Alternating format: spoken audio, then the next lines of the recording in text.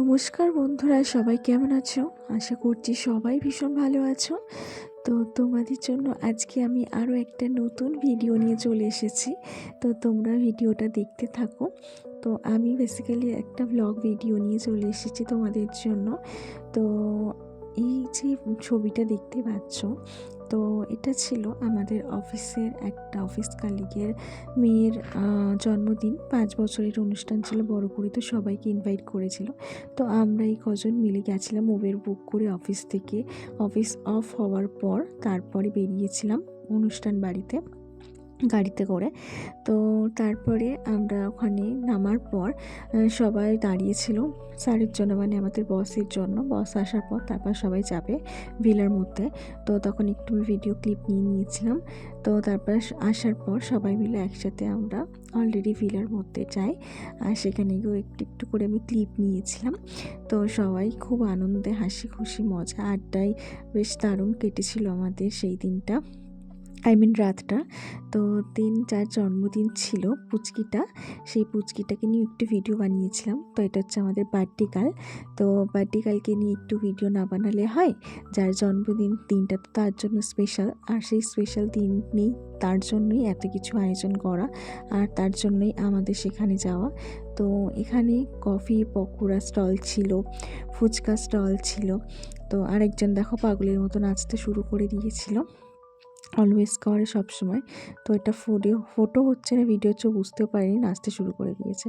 আর এদিকে আমি ফুচকা স্টল খেতে গিয়ে ফুচকা স্টলে যখন দাঁড়াই ক্যামেরা করছিলাম, ভিডিও বানাচ্ছিলাম বলে রিয়াঞ্জন আমার থেকে ফুচকাটা তুলে কখন খেয়ে নিয়েছে আমি বুঝতেও পারিনি। দেন বলছে কি, তুই ভিডিও বানা, তুই ভিডিও বানালেই আমি ফুচকাটা তোর থেকে তুলে নিয়ে নেব। তো আমি সেই জন্য ফোনটা পকেটে রেখে দিই। তো বুঝতেও পারিনি যে ক্যামেরাটা অন ছিল, আর অন থাকাতে এইভাবে ভিডিও ক্লিপগুলো কখন আননেসেসারি ভিডিও ক্লিপগুলো আমার ওখানে স্টোর হয়ে যায়। এবার যখন আমি ফোনটা দেখি হাতে, তখন দেখছি অটোমেটিক্যালি ভিডিও অন রয়েছে।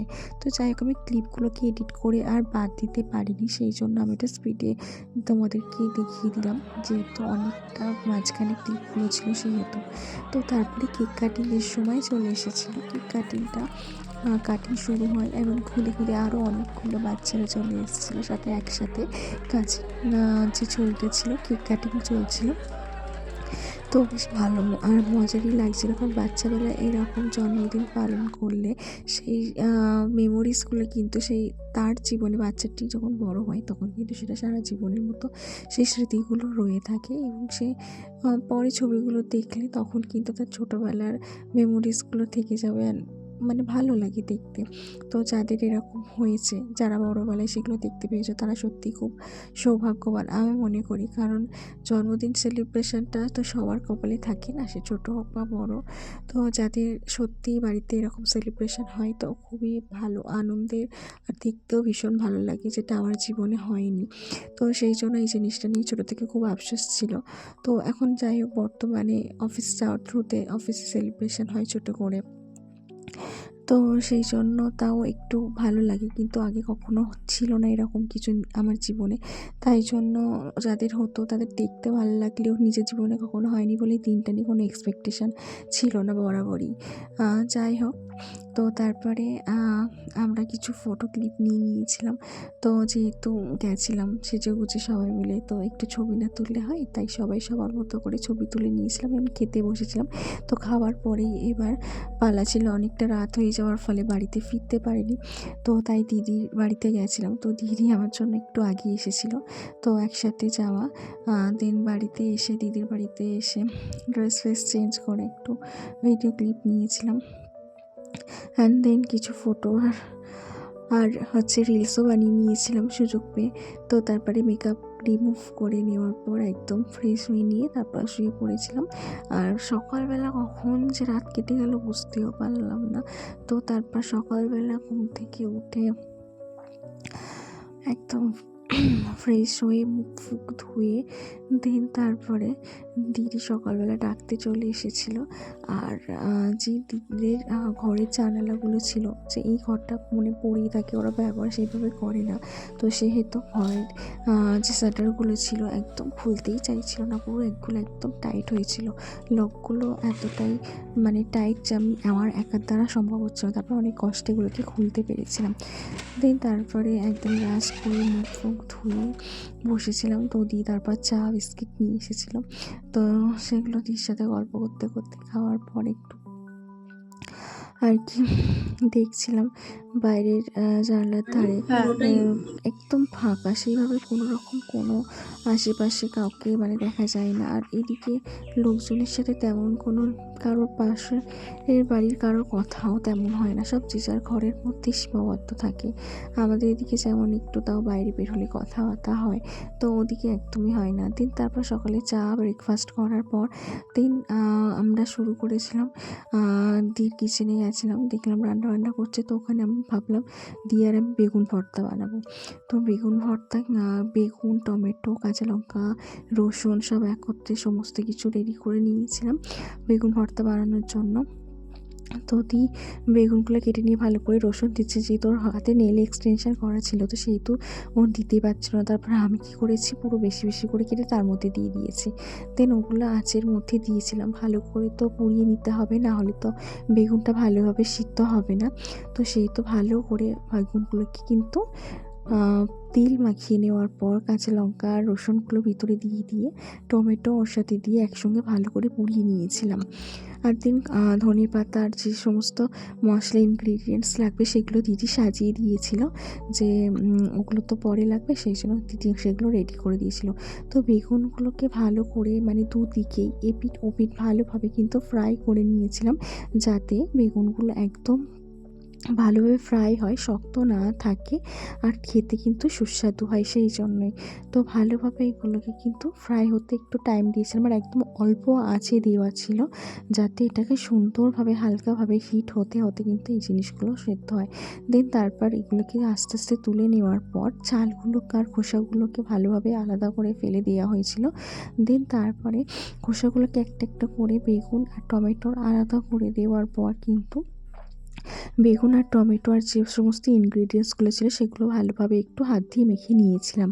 কাঁচা লঙ্কা, রসুনের কোয়া, টমেটো, বেগুন একত্রে ভালোভাবে কিন্তু সুন্দরভাবে হাত দিয়ে জাস্ট এটাকে মাখিয়ে নেওয়ার পর ভালো করে তারপরে আমি এটাকে কী করেছিলাম, কড়ার মধ্যে দিয়ে এদিকে মাংস বানাচ্ছিল, আর একদিকে হচ্ছিল বেগুন ভর্তার আরেকটু অন্য রকমের প্রসেস, যেটা নর্মালি সবাই করে না, নর্মালি মেখে দেয়। তো এটা আমরা একটু এক্সপেরিমেন্ট করেছিলাম কি, তারপরে কড়াইতে গরম তেল দিয়ে সেখানে শুকনো লঙ্কা একটা ছিঁড়ে আর একটা হচ্ছে গোটা শুকনো লঙ্কা দেওয়া হয়েছিল, তারপর দেওয়া হয়েছিল পেঁয়াজ। তারপর পেঁয়াজটা ভালোভাবে নাড়াচাড়া করে একটু ব্রাউন কালার না হওয়া পর্যন্ত নাড়াচাড়া করে নিতে হবে। নাড়াচাড়া করে নেওয়ার পর কিন্তু তার মধ্যে আমরা দিয়ে দিয়েছিলাম বেগুনের যে ভর্তাটা ছিল, বেগুনের যেটা সিদ্ধটা ভালো করে হাত দিয়ে মাখিয়েছিলাম, সেটা কিন্তু আমি ওর মধ্যে দিয়ে দিয়েছিলাম। দেন ভালোভাবে এটাকেও নাড়াচাড়া করে নিতে হবে, নিয়ে ভালোভাবে মাখাতে হবে। দেন এর মধ্যে যে মশলাগুলো একটু একটু করে অ্যাড করেছিলাম সেটা দেখাবো। নুন পরিমাণ মতো, একটু হলুদ গুঁড়ো দেওয়া হয়েছিল, একটু লঙ্কার গুঁড়ো দেওয়া হয়েছিল, আর দেওয়া হয়েছিল একটু সামান্য জিরে গুঁড়ো। ঠিক আছে, তো যাতে এর টেস্টটা একটু ভালো আসে, যাতে নর্মালি অন্যান্য যে বেগুন ভর্তাগুলো হয় সেগুলোর তুলনায় একটু হালকা ডিফারেন্স থাকে। ঠিক আছে, তো সেটা ভালোভাবে একদম আমরা কড়াইতে ভালোভাবে মশলাগুলো মাখিয়ে নিয়ে নাড়াচাড়া করেছিলাম। তো যেহেতু একটু অন্যরকম, তো সেহেতু আমরা এটাকে একটু অন্যরকমভাবে বানানোর চেষ্টা করেছিলাম। ঠিক আছে, তো চাট মশলা একটু দিয়ে দিয়েছিলাম লাস্টে, আর দেন তারপর ধনেপাতা দিয়ে ভালোভাবে কিন্তু মাখিয়ে নাড়াচাড়া করে নিয়ে কিছুক্ষণ কিন্তু আমরা একটা ঢাকনা দিয়ে রেখে দিয়েছিলাম। দেন এদিকে দিদির মাংসের তরকারিটাও বসিয়ে রেখেছিল, ওটা অলরেডি জল বেরিয়ে যাওয়ার পর একটু সিদ্ধ হচ্ছিল। তো তারপরে এটা সিদ্ধ হওয়ার পর ভালোভাবে কিন্তু ওটাকে কষিয়ে একদম মাংসের রঙটাই চেঞ্জ করে দিয়েছে, কালারটা কি দারুণ এসেছিলো, আর খেতেও খুব টেস্টি হয়েছিল। তো তোমরা দেখে বুঝতে পারছো কতটা সুন্দর হয়েছিল। তো দিদির মাংসের তরকারিও রান্না কমপ্লিট, আর এদিকে বেগুন ভর্তাও আমাদের কমপ্লিট। তো দেন তারপরে স্নান সেরে নিয়ে একটু বসেছিলাম, আর একটু ছাদেও গিয়েছিলাম ওদের। তো দেন আমি একটু রেডি মিন্স একদম স্নান করে রেডি হয়ে বসেছিলাম। তো তারপর দিয়ে খেতে ডাকার আগে ঠাকুরের যে ভোগ জলগুলো দিয়ে নিচ্ছিলাম। ঠাকুর ঘরের যে কাজগুলো ছিল সেগুলো ও বাসনগুলো তুলে একদম পরিষ্কার পরিচ্ছন্ন করে সেগুলোকে ধুয়ে মেজে পরিষ্কার করে এনে ঠাকুরের ভোগ জল দেওয়া, প্রদীপ আরতি দেওয়া আর হচ্ছে ধূপ দেওয়া, সব কিছু ওর মতো করে পুজোটা শেষ করে নেওয়ার পর কিন্তু আমাদের খাবার সার্ভ করেছিল। তো বেগুন ভর্তাটা প্রথমেই দিয়েছিল। বেগুন ভর্তাটা কিন্তু খুব সুন্দর, সত্যিই টেস্ট হয়েছিল। আমরা বানিয়েছি বলে বলবো না, সত্যি কিন্তু টেস্টটা অসাধারণ হয়েছিল। তোমরা যদি এরকমভাবে বেগুন ভর্তা বানিয়ে থাকো তো তোমরাও দেখবে যে টেস্টটা কতটা সুন্দর হয়। নর্মালি সবাই বেগুন পুড়িয়েই তো এসে মাখিয়ে নেয়, কিন্তু ব্যাপারটা হলো তোমরা যদি এরকমভাবে করো কিন্তু খুব সুন্দর টেস্ট হবে। আর দিন আমরা তারপরে রাত্রে মানে সন্ধ্যাবেলার পরে আমরা প্ল্যান করেছিলাম কি আমরা চণ্ডী মেলাতে যাব। চণ্ডী মেলাতে যাওয়া হয়নি, ওরও যাওয়া হয়নি, আমারও যাওয়া হয়নি। তো সেই জন্য প্ল্যান করেছিলাম কি চণ্ডী মেলাতে যাব। তো তারপরে দিয়ে মুখে ফাউন্ডেশন ভালোভাবে লাগিয়ে দেওয়ার পর ভালোভাবে ব্লেন্ড করে দিচ্ছিলাম, একদম হালকা হাতের সাহায্যে, কোনো ব্লেন্ডার না। যেহেতু অল্প কোয়ান্টিটির প্রোডাক্ট ইউজ করেছিলাম, গাদা না, তো সেহেতু হাত দিয়ে সাহায্যে ব্লেন্ডটা করে দিচ্ছিলাম। সুন্দরভাবে প্রমিনেন্টভাবে মুখের মধ্যে অ্যাবজর্ব হয়ে গেছিলো। দেন তারপরে ফাউন্ডেশন অ্যাপ্লাই করে নেওয়ার পর তারপর কম্প্যাক্ট পাউডারটা একদম ব্রাশের সাহায্যে ভালোভাবে কিন্তু সেট করে নিচ্ছিলাম মেকআপটাকে বসিয়ে নেওয়ার জন্য। তোমরা এরকম সিম্পল মেকআপ যদি করো নিজেরাই, তোমরা এরকমভাবে অল্প কোয়ান্টিটির প্রোডাক্ট অ্যাপ্লাই করবে আর নিজেরা এরকম অল্প পরিমাণ প্রোডাক্ট নিয়ে কিন্তু সুন্দর করে ব্লেন্ড করবে, তাহলে কিন্তু তোমাদেরও মেকআপটা বেশ সুন্দর হবে। এবার স্কিন টোন আর স্কিন টাইপ অনুযায়ী সেটা তোমাদেরকে বুঝে নিতে হবে যে কার স্কিন টোন আর স্কিন টাইপ অনুযায়ী কোন প্রোডাক্ট ইউজ করলে তোমাদের স্কিন টোনে যাবে। তো তোমাদের যদি একটু ডার্ক শেডের থাকে, তোমরা যদি সেটা লাইট শেডের ফাউন্ডেশন অ্যাপ্লাই করো বা কম্প্যাক্ট অ্যাপ্লাই করো, সেক্ষেত্রে তো উগ্র লাগবেই না। তো সেক্ষেত্রে তোমাদের স্কিন টোন আর টাইপ অনুযায়ী কিন্তু তোমরা কিন্তু প্রোডাক্ট ব্যবহার করবে, তাহলে কিন্তু তোমাদের মেকআপটা ন্যাচারাল লাগবে আর সুন্দর লাগবে। আর অবশ্যই স্কিন টাইপ, তোমাদের যদি অয়েলি স্কিন থাকে তো তোমরা একটু ম্যাট ফিনিশে নিতে পারো। তোমাদের যদি ড্রাই স্কিন থাকে তাহলে তোমরা একটু সিরাম আর হচ্ছে প্রাইমারওয়ালা যে ফাউন্ডেশন লিকুইড বেসের থাকে সেটা তোমরা অ্যাপ্লাই করতে পারো। তোমাদের স্কিন টাইপ অনুযায়ী কিন্তু খুব সুন্দরভাবে সেট হবে ফাউন্ডেশনটা। সেই জন্য বললাম স্কিন টোন আর স্কিন টাইপ এই দুটো কিন্তু খুব মাস্ট তোমাদের ফেসের ফাউন্ডেশন অ্যাপ্লাই করাটা। তো দেন আইব্রোটাকে সুন্দরভাবে ড্র করে নিয়েছিলাম আইব্রো পেন্সিলের সাহায্যে। তোমরা চাইলে তোমরা জেল আইব্রো লাইনারও ইউজ করতে পারো বা তোমরা শ্যাডো অ্যাপ্লাই করতে পারো, তোমরা যেটা কমফোর্টেবল সেটা ইউজ করতে পারো। দেন অ্যাপ্লাই করে নিয়েছিলাম একটা হাইলাইটার প্যালেট থেকে আই শ্যাডো, যেটা তোমরা অনেকবার দেখেছো আমার ভিডিও যারা দেখো তোমরা জানবে যেটা আমি অনেক ইউজ করি। যা নর্মালি যখন কোনো শ্যাডো থাকে না এটা দিয়েই আমি কাজ চালিয়ে দিই, আর এটা খুব ন্যাচারালি খুব ভালো লাগে দেখতে। তোমরা এটা সমস্ত রকম ড্রেসের সাথে করতে পারবে আর খুব মানে সিম্পলের মধ্যে খুব সুন্দরও লাগবে। তো হালকা হাইলাইটার অ্যান্ড ব্লাশ আমি অ্যাপ্লাই করে নিয়েছিলাম দিদির ফেসে, প্রত্যেকটা হাইলাইটার পোর্শনে, ঠিক আছে। দিন তারপর লিপ লাইনারের সাহায্যে আমি ঠোঁটটাকে ড্র করে নিয়েছিলাম। তো তারপর লিপস্টিকের সাহায্যে আমি কিন্তু লিকুইড লিপস্টিক যেটা মেবলিনের ছিল, তো এটা আমি রিসেন্টলি নিয়েছিলাম জেপটো থেকে, তো সেটাই আমি অ্যাপ্লাই করে দিয়েছিলাম যেহেতু এটা আমার কাছে ছিল লিপস্টিকটা, তো সেহেতু। তো দেন মেকআপটা অলমোস্ট কমপ্লিট। এবার আমার মেকআপটা আমি স্টার্টিং করেছিলাম, যেহেতু মেলায় যাবো একটু সিম্পল মেকআপ না করলে তো একদম কেমন লাগবে, তো সেহেতু একদম হালকা হাতে ফাউন্ডেশন অ্যাপ্লাই করে নিয়েছিলাম ফেসের মধ্যে। ভালোভাবে অ্যাবজর্ব হয়ে যাওয়ার পর কিন্তু কম্প্যাক্টটা আমিও অ্যাপ্লাই করে নিয়েছিলাম যাতে মেকআপটাকে সেট করা যায় ফাউন্ডেশনটাকে সুন্দরভাবে। দেন যা যা প্রসেস যা আছে সেগুলোকে আমি অ্যাপ্লাই করে নিয়েছিলাম যা যা লাগবে আমার ফেসের মধ্যে। তো সেটাই আমি তোমাদের সাথে দেখালাম যে আমিও মেকআপটা কীভাবে করলাম খুব কম টাইমের মধ্যে। দেন আইব্রো পেন্সিলটা আমি আইব্রোকে ড্র করে নিয়েছিলাম সুন্দর করে। দেন আই শ্যাডো প্যালেট হিসেবে আমি কিন্তু ব্লাসার প্যালেট থেকেই আমি শ্যাডোটা করে কাজ চালিয়ে দিয়েছিলাম। আর নর্মালি ফেস যে স্ট্রাকচার রয়েছে আমারটা তো খুব বড় আমার ফেসটা, তো সেহেতু একটু সুন্দর লাগার জন্য হাইলাইটার আর ব্লাসার অ্যাপ্লাই করে নিয়েছিলাম। দেন কাজল অ্যাপ্লাই করে নিয়েছিলাম। তো তোমরা দেখতেই পাচ্ছ কাজলটা আমি এর আগে তোমাদেরকে দেখিয়েছিলাম যে মেবলিনের যে ডার্ক যে লাইনারটা রয়েছে সেটা তোমরা অ্যাপ্লাই করবে, সেটাও খুব ভালো কাজ দেবে, ডার্ক একদম খুব ভালো ফিনিশিং দেবে কিন্তু। তো তোমাদের যদি না থাকে, তোমাদের নর্মাল যেই কাজল আছে সেটা দিয়ে অ্যাপ্লাই করতে পারো। সেট করার জন্য কিন্তু নিচে দিয়ে লাইনার অ্যাপ্লাই করে নেবে, সেটা কিন্তু স্প্রেড করবে না, অনেকক্ষণ স্টে করবে, যেটা আমি করেছিলাম তোমাদের সাথে সেটাই শেয়ার করলাম। এটা কিন্তু স্প্রেড যাদের করে তাদের জন্য খুব ভালো কাজ দেবে। দেন আমাদের অলমোস্ট মেকআপ ডান হয়ে যায়, আমি আর দি পুরো রেডি। অনেক রাত হয়ে যায়, মেলায় যাওয়ার নাম করে সন্ধ্যে থেকে সাজুগুজু চলছে।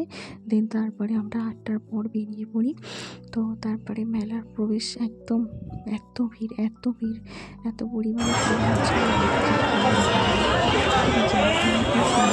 সন্ধ্যেতে সবারই ছুটি থাকে, তো কম বেশি সবাই চলে আসে একটু নিজেদেরকে সময় দেওয়ার জন্য, বাইরে ঘুরতে বেরোয়। তো চণ্ডী মেলাতে রবিবার দিন, তাই জন্য এতটা পরিমাণ ভিড় হয়েছে ধারণার বাইরে। আর এখানে এই কাকুটা বিক্রি করছিল পিঠে তৈরি করার নানা রকমের জিনিসপত্র, তো দেখতে বেশ ভালোই লাগছিল। দিন আমি চলে যাচ্ছিলাম আমরা যে চণ্ডীর তলা আছে, চণ্ডীর মেলা যেটা হয়, সেই চণ্ডী ঠাকুরের পুরাতন যে মন্দিরটা রয়েছে শখের বাজারের ভিতর, সেখানে পুরাতন মন্দিরে আমরা প্রবেশ করি আর পুজো দিয়ে আমরা সেখান থেকে চলে যাই আমরা নতুন মন্দিরে। সেখানে পুজো টুজো দেওয়ার পর আমরা অনেকটা টাইম ফটো তুলে কাটাই, আর অনেকটা রাত হয়ে যায়, আমরা দুজন বাড়ি ফিরি। সবাই দরজা ফরজা বন্ধ করে ঘুমিয়েও মনে পড়েছি, আমরা এরকমই ভেবেছিলাম। দেখলাম যে না, তারপর বেল বাজানো হলো, তারপর সবাই খুব দরজা ফরজা খুললো, তার মধ্যে আমরা একটু ভিডিও বানিয়ে দিয়েছিলাম। আর তারপরে সবাই এসে দরজা খোলার পর আমরা প্রবেশ করলাম।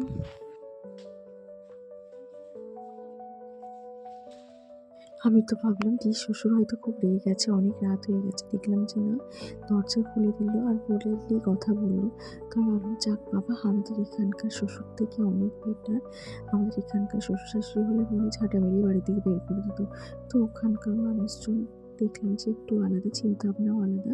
দেন বাড়ি ফিরে ড্রেস চেঞ্জ করে দিন রুটি মাংসের তরকারি দিয়ে সার্ভ করলো খাওয়ার জন্য রাতের ডিনার হিসেবে। তো সেটা খেলাম, কিন্তু রুটি একটাই খেয়েছিলাম, বেশি কিছু খেতে ভালো লাগছিল না। দেড় দিয়ে মশারি কাটিয়ে দিচ্ছিল, বিছানা করে দিয়েছিল। দেন রাতটুকু ঘুমিয়ে ভালো করে তারপরে সকালবেলা স্নান করে রেডি হয়ে গেছিলাম অফিস যাওয়ার উদ্দেশ্যে। বাড়ি থেকে এবার বেরিয়ে যাওয়ার পালা। একটা দিন দুটো দিন যে মানে ছিলাম, তো ভীষণ ভালোভাবে কাটিয়েছিলাম। দিয়ে বাড়িতে প্রথম বেরিয়েছিলাম, তো অফিস থেকে বাড়ি চলে এসেছি। তো টাটা, আজকের ব্লগটা এই পর্যন্ত। তো thank you so much everyone দেখার জন্য, সবাই খুব ভালো থাকবে।